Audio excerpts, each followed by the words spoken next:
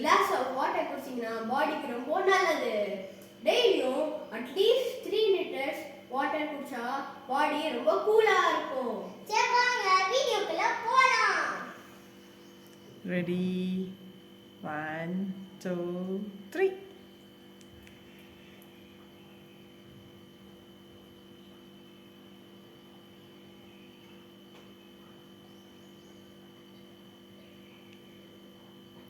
Advik finished.